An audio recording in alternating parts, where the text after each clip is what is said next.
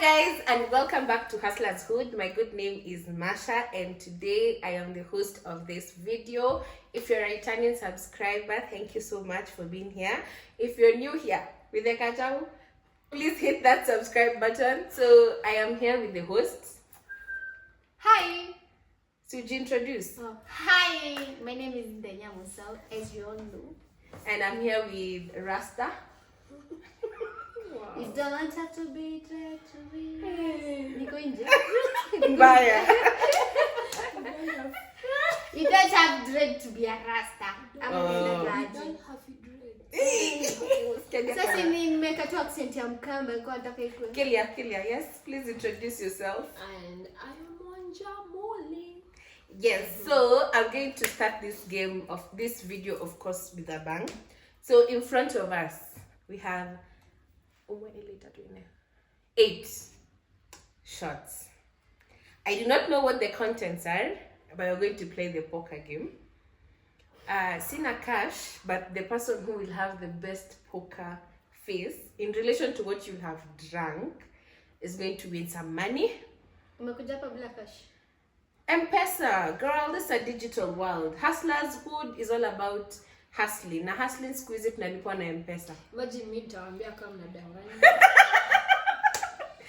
So we are going to do rock, paper, scissors. Whoever wins will go first. Bado mnajua sijaicheza hiyo game. Rock, paper, scissors, shoot. Makasi inakata Najua paper. rules. Okay, aya. Are you ready? Are you ready, Wanja? I know. Okay, rock, paper, scissors, shoot. I am always lucky. So I choose anyone. No. Is it the winner or the loser? Ngoja hatujamaliza. Moja sasa ni winner ama mimi ni loser. When ni Loser loser. utaanza. Loser actually ndiye anaanza. Mbona winner ateswe? Okay, sawa, loser starts. Either way lazima tupate mshindi. Okay, rock, paper, scissors, shoot. Yeah guys, Wanja Moli. Go. Pick one. Pick one. Wewe Yeah. Masha mimi ndo wa mwisho. Let's see if you have a poker face.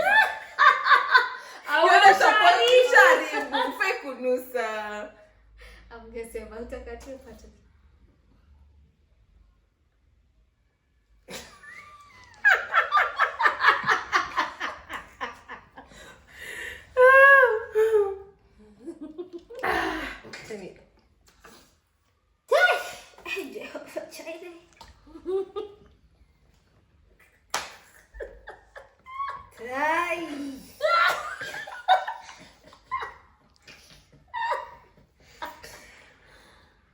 I am burning.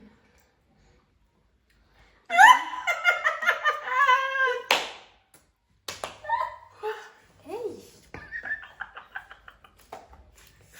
Well, after God fear men. Director ametufanyia ile kitu.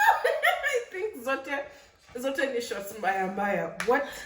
My pancreas is boiling. Imagine your game at least just We've choice of alcohol. come to the end of that game. Hey.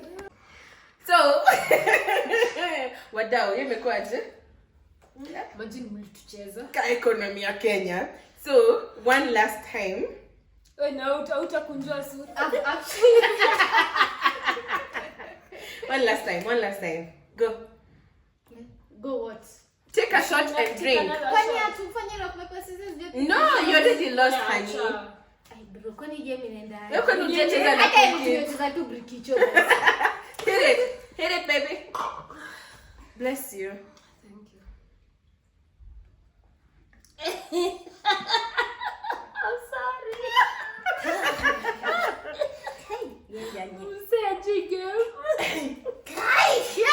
I'm sure taituni pombe. Mimi siko sawa da. Cheers, guys.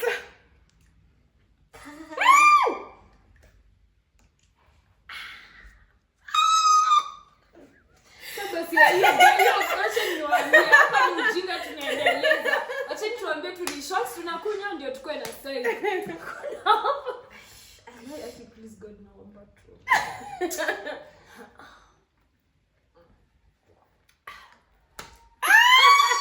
I'm always unlucky in these games. So, We shall lose, of course. Niko toka kwenye wa uni. Nisimame hapo hivi So now to make poker face in the last one. So now. I really don't like the director of this show. Chase pombe unachisingi. Siku hizi juu economy ni ngumu na chase pombe na kubreathe in.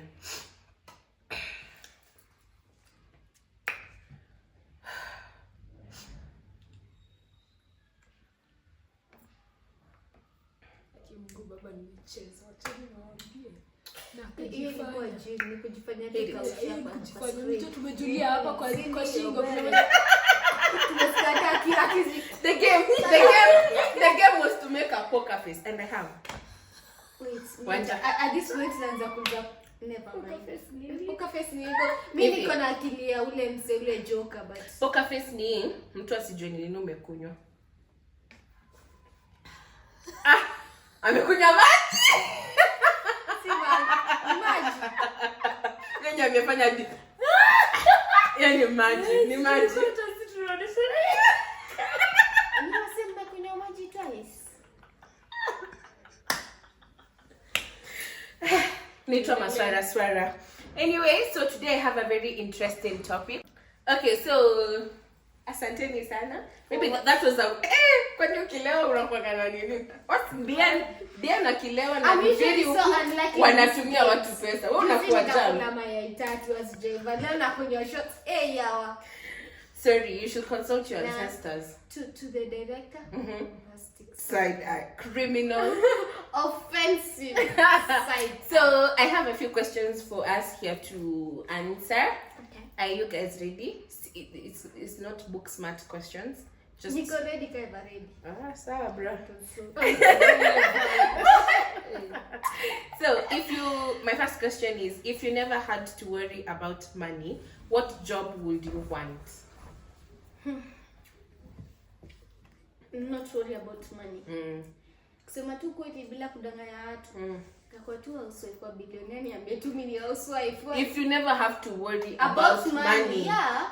If I am married to a rich guy. No. That's you already brought money to the conversation. Like what if you never have to worry about money? As in, if you never have to worry about money, what job would you want? Event organizing. Event organizing. Events organizer ni kufanya. Yani ndio sema events planner. Yeah. Damn, wanja. Napenda vitu vya kupanga panga. If I didn't have to worry about money, what would I do? Ni influencing unalazimishwa. Bros, hiyo si passion yako. Napenda but pia naletea do. No, hapana hata. Okay, I will do like I really love photos, so maybe I go to full-time model. Yeah. Full-time model. I think for me I would be a teacher. I really do enjoy teaching. Nani watoto wadogo like who? No, I have people who understand themselves, teenagers or high schoolers. Yeah. They're the most lost. I know, but if I never had to worry about money, I will be a teacher. Okay. Yeah. How might being wealthy affect a person's ambition? Sama kabala, sekia. Okay. How might being wealthy affect a person's ambition? For the better, for the worse? So wealthy from what point in life? Like, okay, how will it affect your ambition for the better? Like, have you been born rich? Yeah. No, just being wealthy. Now it's up to the question is open-end. Okay. So, for the better, how will it affect your ambition in the positive way? In a positive way.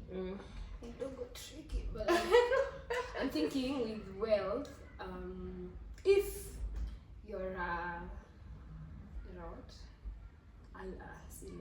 Mbona nafikiria usemko soba?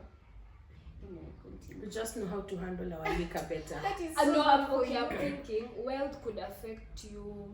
You could go to school and do what you want. That's for the better. For the worse? For the worse, I think you would be in your comfort zone. Like you wouldn't do anything like this.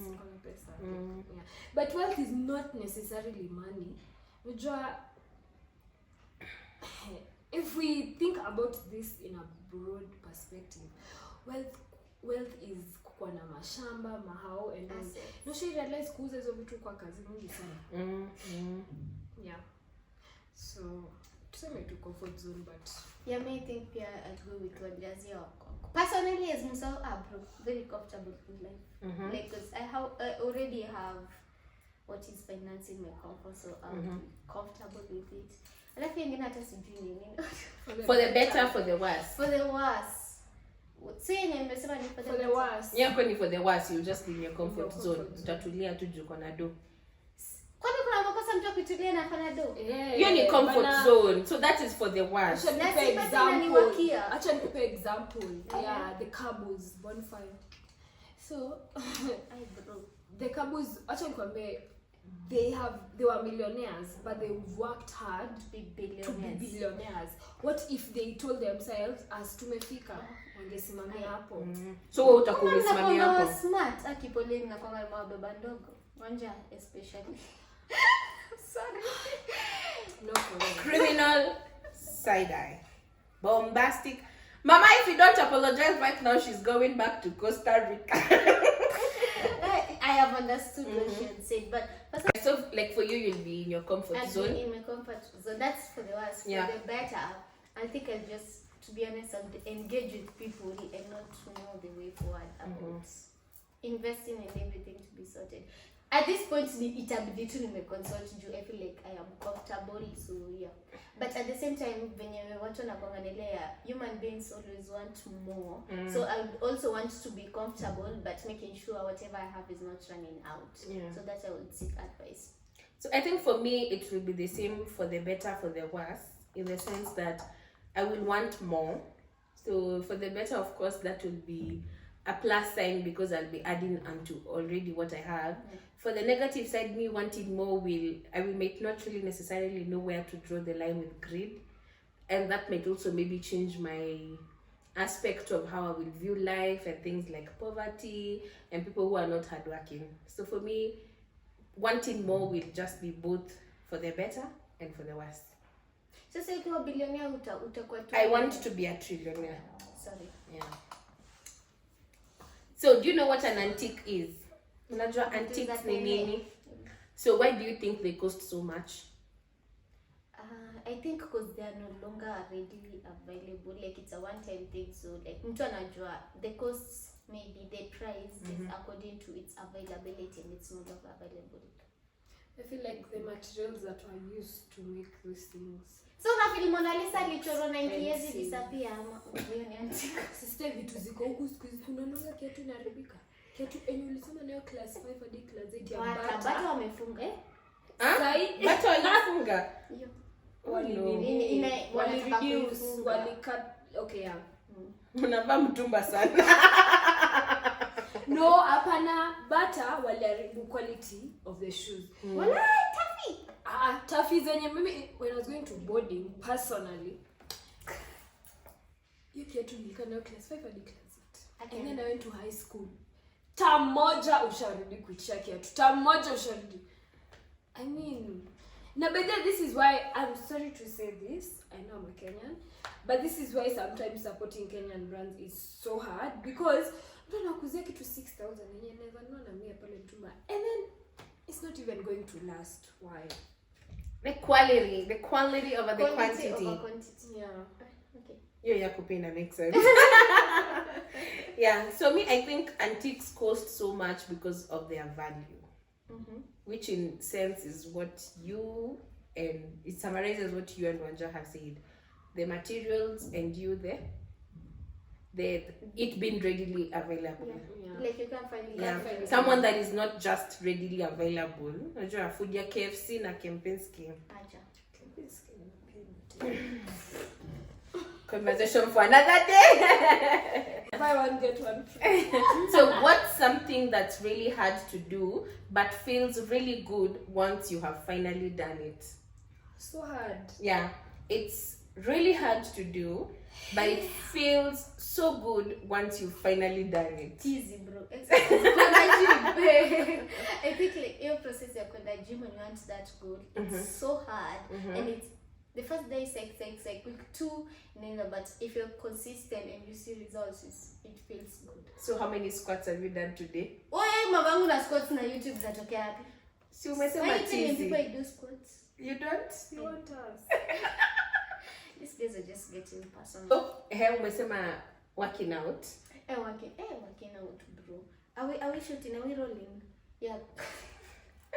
Working out, Jew. Okay, as much as the mentioned Scots.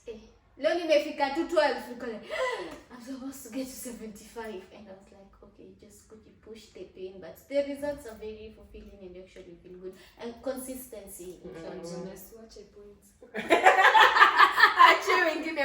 And you, Sorry. what's something that's really hard to do but feels really good once you've finally done it?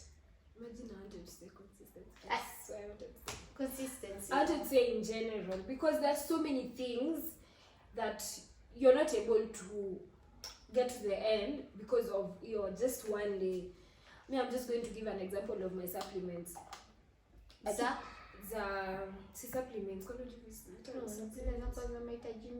Supplements, yani dawa, vitamins. Vitamin C, zinc, magnesium, calcium, iso.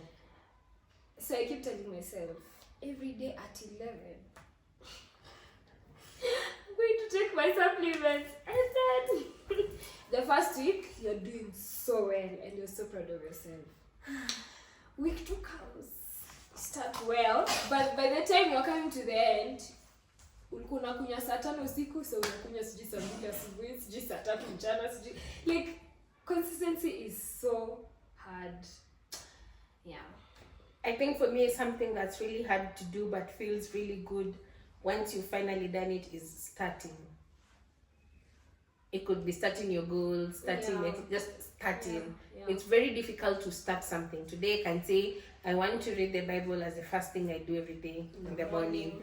And that starting is very, really hard to do. But once I start it, it feels so good. The results. Yeah. Or maybe even consistency or creating habits. Like when I wake up, I want to make my bed, do this and that. When you start, it just feels good, but it's very difficult to start. Yeah. Question. Is saving a habit like looking both ways to cross the street? Should it be? Is saving a habit like looking both ways to cross the street? Should it be? So how is it even related? In the sense that every day when you're about to cross the street, you just don't look at one side, you look at both sides. So it's something you do every other day. Look at the streets before you cross. Yeah. You don't? Sister. Really? You're just out here living life like a ninja. But ukibemanisha tu hapo na Mercedes, Robox, tashtukianga tu nilikufa. Walinibeba. You don't look both ways before you cross the street? Rarely. So you just walk into the road. Like Kenya Konando this in a bit left right. That time you're not talking so like gonga one and at the same time go like gonga one and gonga one. Kuna insurance. Talking of insurance, I need to get it. And maybe there I actually don't check the road when I'm crossing. I'll be lying if I say I did. Unless it's highway. Then you will get the highway. Wow. So is it a habit like looking both ways to cross the street? For me, when it comes to saving, I usually, whatever amount that I get monthly, I have to save. Now by saving, like I got into a chama so that I don't withdraw the savings every day. So for me, saving is important. Yeah. And you, Wanja? Is it a habit? In your life? Like, sure. But now you know for her, she doesn't look both sides, so she doesn't relate to this habit. Will they call it a habit? Like, I'm not saving because I'm just saving because I know it will come a long way at the end of the day. So you don't save it out of a habit? No, a habit is something that you're doing every other day. For her, it's a habit because umesema you save from every monthly. So it's a habit for you. Yeah. Kizungu napiga na ground yako makongo. Barabara ndio iko like vitu kwenda kani naendanga. Bra. And for you? I know.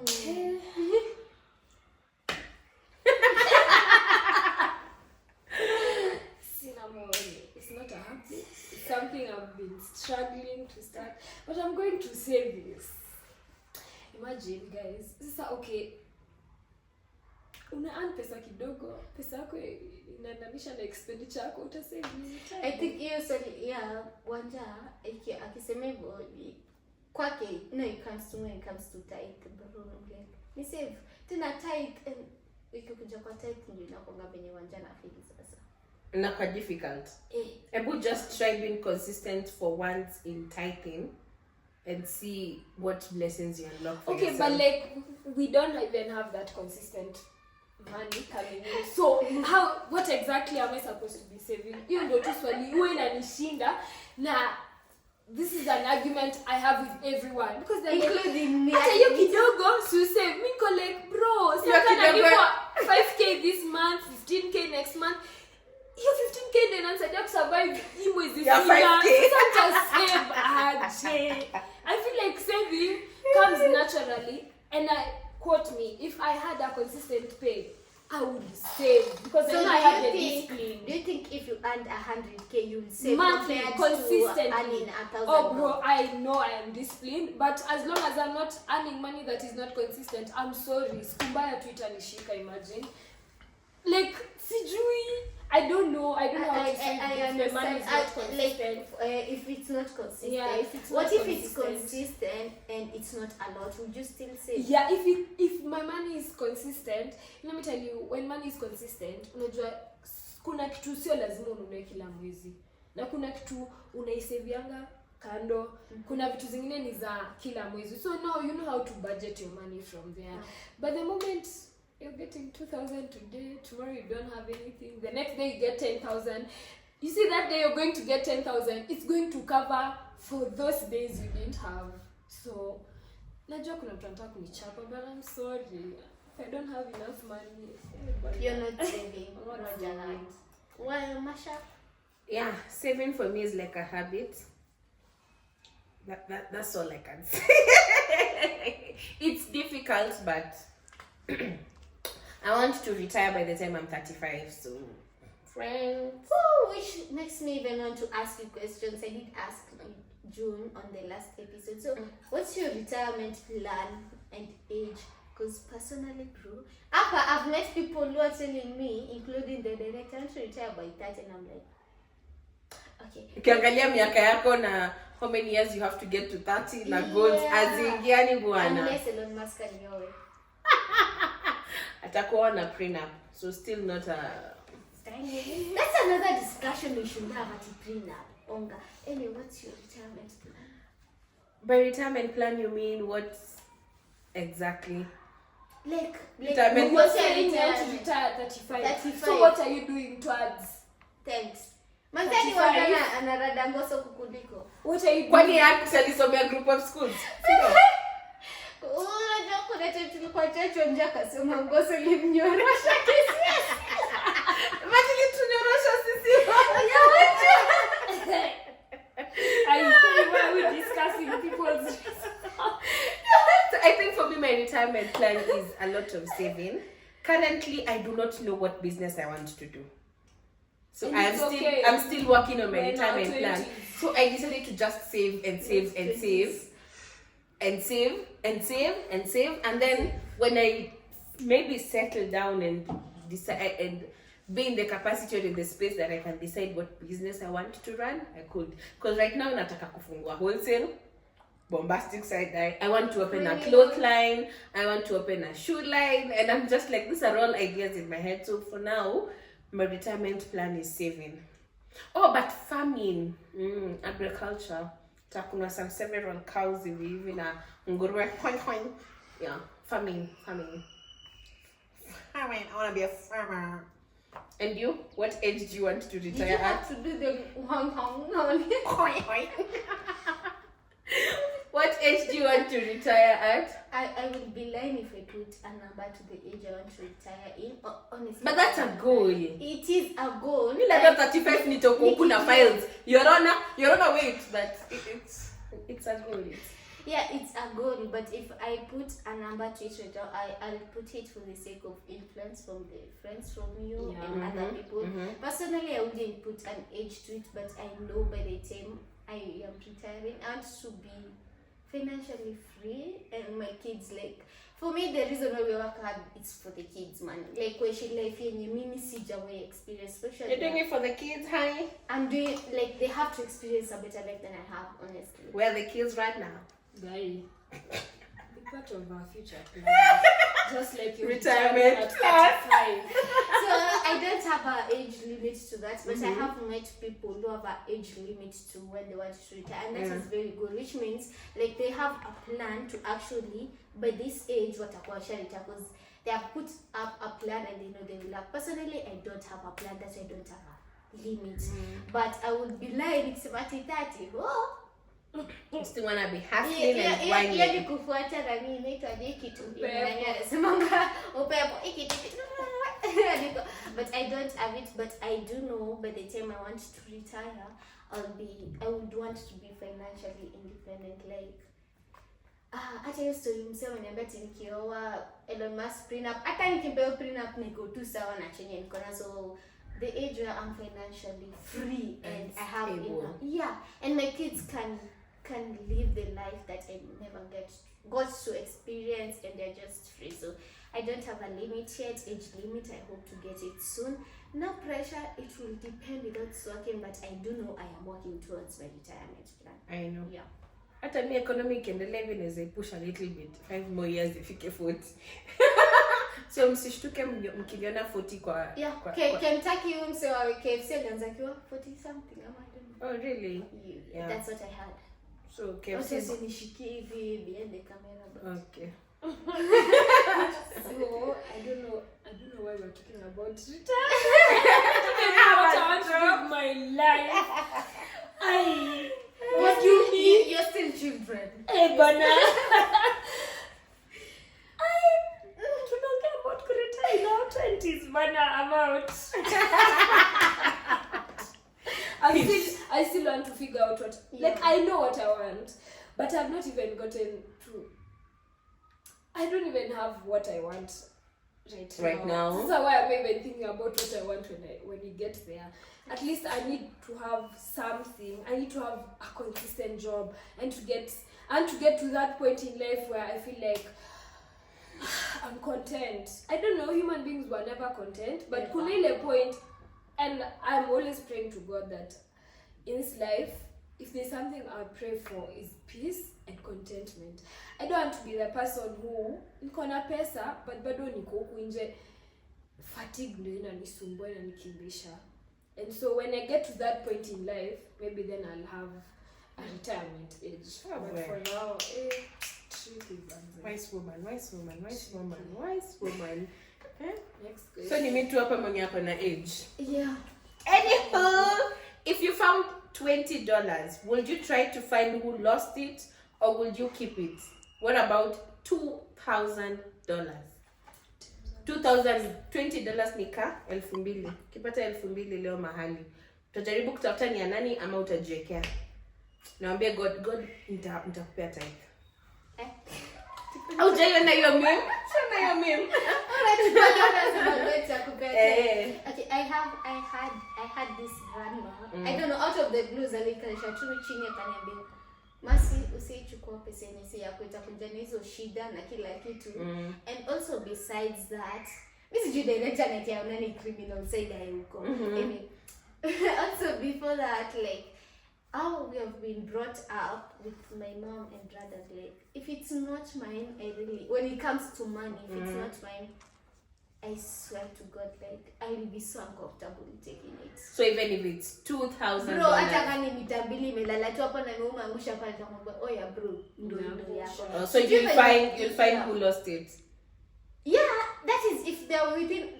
No, let me tell you, you're working in CBD, pale city market so utapita, utaachana na upite. Chances are high utaiacha, because for me at the same time this ninja, is this a prank, is this like, and overthink everything. But here at the same time hata nikichukua I'll be so comfortable. There's a time we found 1,000 bob with Evelyn, bro, before I even used it. Ile mentality ya primary nilikuwa tu like, hey, let me just pray over this money, because whatever nimeiokota, I don't know what it is and I can't say when you're coming but for me it will take a lot of time before, if nimeona mtu akiangusha nitampatia, but ile yenye it's lying down there I'll take it honestly, but before I use it bro, mistake kubeba mashida za watu Kenya, I'll pray over it because it's a lot for me. Wanja Muli, imagine mimi naipita. Unaipita? Wahenga hawakuturamba visogo waliposema cha kuokota si cha kuiba. Mwenzio nitaokota na stanga ya nyuma. Jamani. But let's talk it from a perspective. Nikiona mtu akiangusha, of course I'll be like, excuse madam, umeangusha do. Yeah. But I'm just walking in the CBD and I found 2,000 bob on the floor. Prank or no prank, mimi nipate tu your YouTube. I will pick and go. When a friend show me, I will pick and go. And it's even better if it's $2,000. That's about 200K. Yeah. Where the friend? Where can I invest? Muko wapi leo mimi nanunua drinks? Cha kuokota si cha kuiba. Unless maybe we're in this room and I see 10,000 bob there. Of course it belongs to any of us. Or maybe to go. And you're not scared what comes with the money of anything. No! Where am I overthinking? It doesn't belong to Musao. I am not. What? Chakwakota si chakubata siombi. Me, the fact that my shosho told me don't take it. Shosho. Unajua wewe ni Mkamba. Ukona Kamba background. But okay, sawa, mtu akutumie M-Pesa wrong na kwa That is different. That is different. Unajua mtu akinitumia pesa wrongly M-Pesa, especially if I don't, hata asipopiga ku reverse, I will call and be like, sasa Mr. Ibrahim, umenitumia 30K and I do not know you. I don't think it was meant to be. Mimi na siwezi kupigia. But I'm not calling you. Then I can do due diligence and call you. But ile kuokota kwa barabara. Wewe ukipewa namba huko unasikiza vizuri. I'm not going to use your money though, but I'm not calling you. But if you don't call, I'm going to use your money. So you can also collect. Maybe I will collect. I'll not use I'll not use the money. I'll not call you. Where I'm being Safaricom and pigeni sawa. Like I don't. Okay, this is why I miss your quota. Sure, quota pesa na mom. And she was just like, when you pick money and you don't know who the owner is, you take it to church. Don't use it. Because Mom, I'm just thinking. Mse mwenye ameangusha hiyo pesa. Penye ana feel. Mom, kwani ulinifunza? Oh, mliokota. My mom, my grandmother, she's never mentioned but unajua ni vitu zenye zina ni kama zile yenye unaambiwa ukipanda gari na usipewe kitu na mtu kwa gari ukule. I think it goes back to backbone. Mrs. Agoy has never mentioned it. I think me and her share the same mentality. Now this also reminds me. So, ukipanda mat na konda kose kukuitisha fare. On my way out nakupeanga. Oh wow, Musa. Oh, but and I'll tell you why. The moment you don't pay that fare, uende upande upeane pesa mingi. No, I promise you. Utashuka hiyo fare. I know.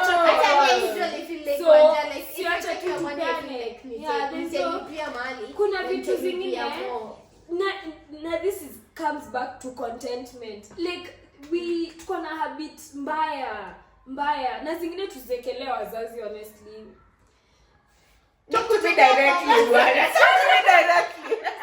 But even me, fair, I would give you back. I will actually tell you, shika, eka namba M-Pesa ama shika, because at the end of the day that goes back to hiyo ni hustle ya mtu. I will also not want someone to come to my shop. Ama director anipea bombastic side like kuokota pesa jamani is different. Pain of fare or payment of something. Sasa mimi nipo na hongomeno umenunua kitu, shopkeeper labda tamesahau ukumpea do. That one I will do due diligence and give you. Change mob. But I'm just going to say this. Honestly, this was not me a few years back.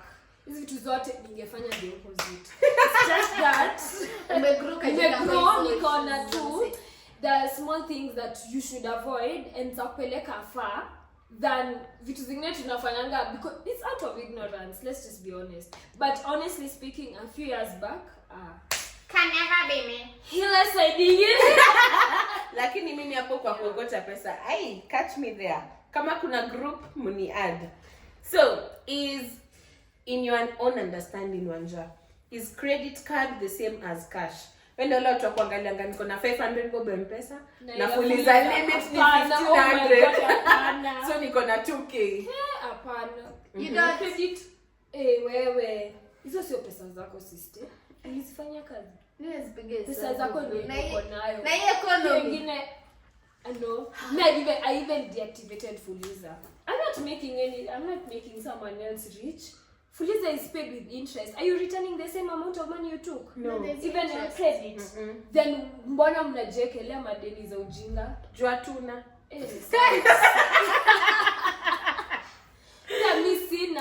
So you're working within your means. Tuko na lifestyle mbaya bana. Wewe mbona hauna? Bro, pesa ya Juno unaekelea Fuliza wakupe. Maybe I even be like right now mi pesa iko kwa Fuliza ni do yangu. Like limit ya Fuliza. Ukitoka kwa nyumba asubuhi Fuliza limit yako ni 4k na M-Pesa ni 300 bob. You have 4,300 bob. Yes, madam. Yes. I would never lie. And I think I made a very bad mistake. I opted out and opted back in, hoping for more. I got less. But then nilicall Safaricom concern. Mana many just Fuliza limit yako. Fuliza niko like, as much as I don't want this to be my lifestyle, I'm just forced to be. For now I'm forced to be there. Which is okay, because at least I'm doing something about it. I'm just not there being comfortable about it. But 300 M-Pesa, 4k Fuliza, that's 4,300 for me, not 300. Okay. I may think I would say the same. If I have 10,000 bob M-Pesa and my Fuliza limit is 40k, that means I currently have 50,000. But it will depend with what do I have this 50,000 for. Of course, sina 50,000 ya sherehe. Watu wako na 50,000 ya sherehe. Sasa, I think for me it will go back to what is it am I using this money for? Wait, you 40,000 you 10,000 ya Fuliza utalipa kwa 10,000. Of course nitalipa na interest. Pesa yako mbona muoni hivyo? So tunaona venye hauna. Sina kitu bwana. Sina. No. Yeah, so even if I have a credit card of every other time, that credit card will act as cash for me. It may not be the same. Which brings another question. There's a TikTok I came across, and people, a Kenyan, an African was saying Africans are actually rich because unlike the States where people use credit cards, according to I have never lived in the States, people that survive on credit and everything. So what do you guys think about that? Like in the States, people are actually rich, but which is also on credit compared to us who pay things like on cash, and before you actually get on credit, lazima ukomefika extreme end you go like now Fuliza ndio hiyo ndio kuna what Hustlers fund Fuliza. Yeah, what do you think about that? Your perspective ya yenye tumefanya hizi Western countries, yes. Western countries to look like they are more able than us. Yes, most of them survive on credits, while here in Africa we survive on cash and what we have. I'm just going to start by saying this. It's whatever, I support whatever she says, but we forget one thing. People in the West or in these countries are very disciplined as compared to us. Sisi itabidi auctioneers wakuje. We? Anachukua hadi kuku bwana. Hatuna hiyo discipline. I feel like like they take things on credit but utamaliza kulipa what as agreed. Mkenya anadifort hata Fuliza. Hata dilitu ya sisi watatu hata sumbuana hapa masi bana ulisema utarudisha pesa tarehe 5. Leo ni tarehe change number ya safu. You see, we don't have the discipline, and that is why credit will not work in Africa. I shouldn't have said I'm just going to say, and this is why Africa as a continent tunaonewangwa. Tuko na lack of discipline, and ukiambia watu unajua kwa comment section wanja nitatajwa ni sawa, but we don't have discipline. Hatuna ni mabishano left, right and center instead of doing the right thing. Credit always pewa ka utalipa on good time. Yeah. Tufikirie tu hivyo. Discipline. Makampuni huku zitaanguka, zinapewa tu.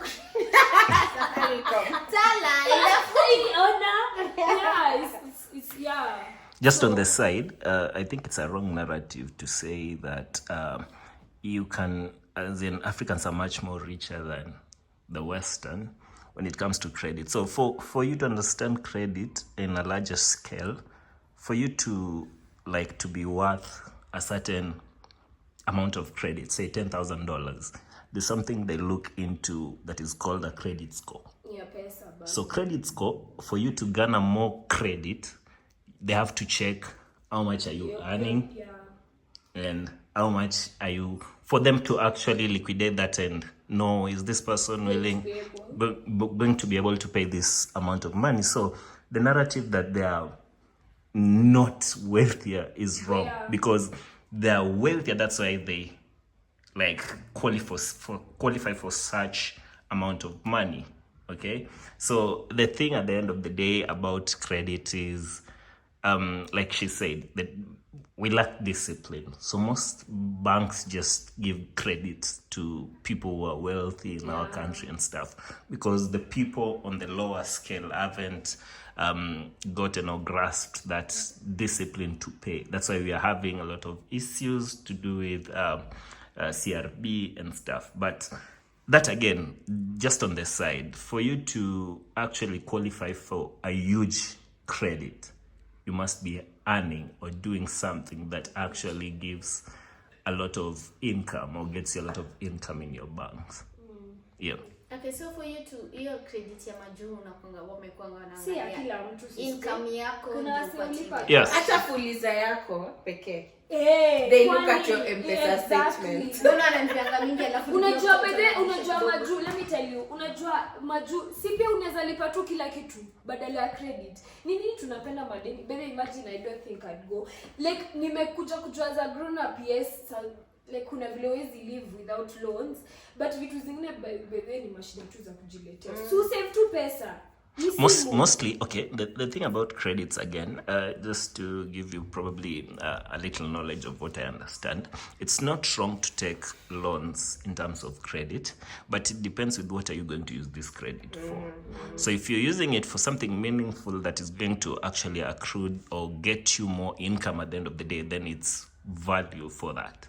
Okay, but if you're using credit, in this case, you have credit to survive, maybe pay your rent, where's that going to come from? But if you're actually putting it, say, into business and stuff like that, then there's rest assured gain to it, that at the end of the day you'll get probably some, because these credits, again, they give you a timeline.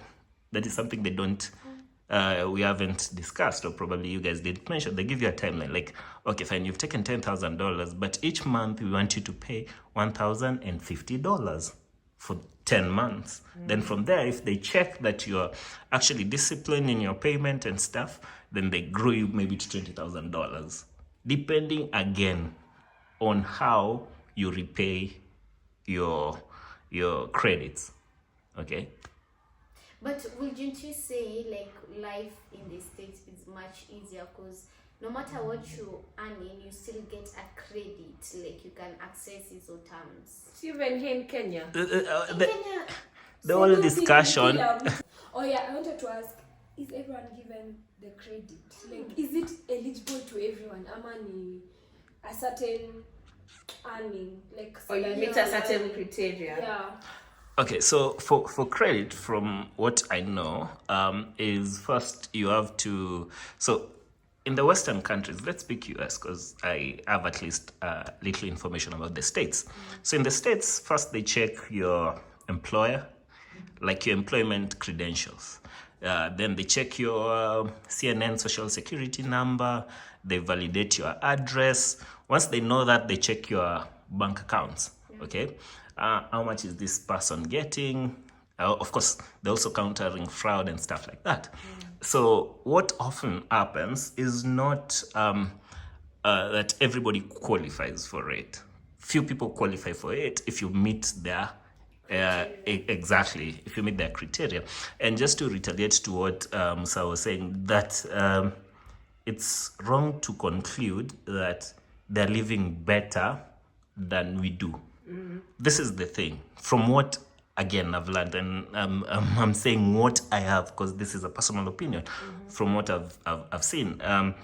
What happens there is they have lots of opportunities, okay, which we don't. Okay, so when you have lots of opportunity, there's room for employment. And when you have a huge percentage of people getting employed, then you're actually making the economy grow. Okay. A year ago, 2022. Let me pick 2022 for instance. A gallon of gas was going for around $3.5 at the start, and then it kept increasing when we are having this economic crisis to around 4 or 5 to some instances. So when you take a gallon is like 1.75 or 3.75, I'm not sure. 1 gallon of gas, 2 liters. If you want to change, I think 1 gallon is 3.75 liters, if I'm not wrong. But people can correct me on that. So if you actually convert this cash to Kenyan currency, we're not paying so much more than they are. What is actually making the prices go up or lower is now the currency they're using to actually trade this commodity called gas. Okay, so they're using the dollar, which favors them because that is their currency. Okay, but now when it comes to you, when it actually goes down, it's fair for you. When it goes high, it's unfavorable for you. So things become a bit tight.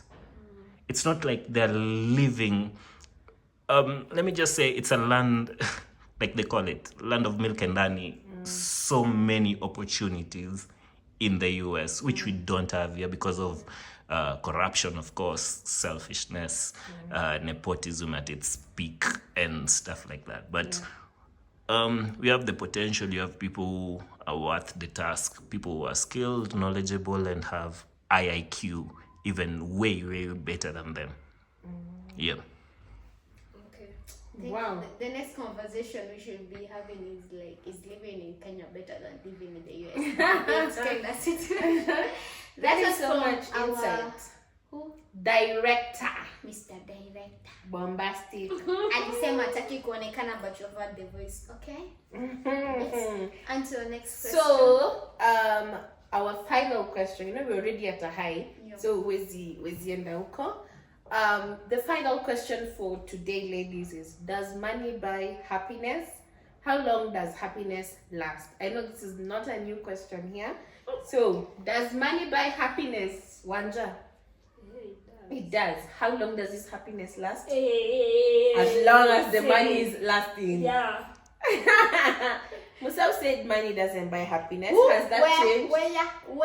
Do you have evidence? A few Where? videos. Do you have evidence? A few videos back, you did say that. Evidence? Do you have receipts? Yeah, I have receipts of videos with you. Unless you bring receipts. Me- I'm not the same person I was yesterday. Okay. I don't even like the narrative where people say ati unajua unaweza kuwa na pesa ukose mgonjwa.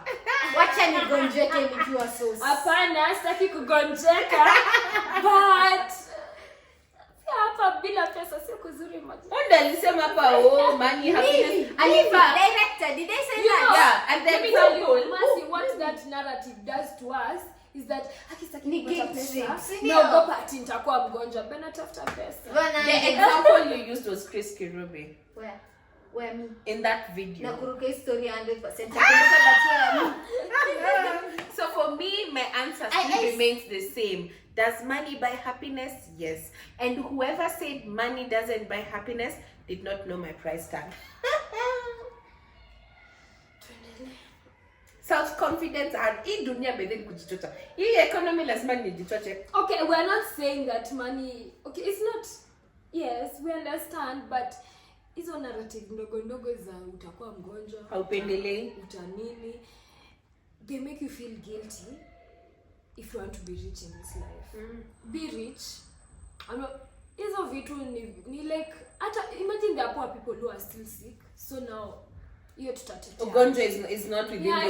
It's not about the money. Yeah, so you've changed. Blame it on the money. Yes, I agree. But what I will say is that let us make the money in the right way. Let's include God. I'm very godly, baby. I'm spiritual. I'm spiritual. I will put God. Let the money you get be within God's will in your life. Usiende ukiokota pesa. Utakuwa mgonjwa. Bombastic side-eye. Premium Side-eye. ati last time nilikata okay sikumbuki. Forgive me, you need debate here. Money is better than education. Forgive me, money. I was young.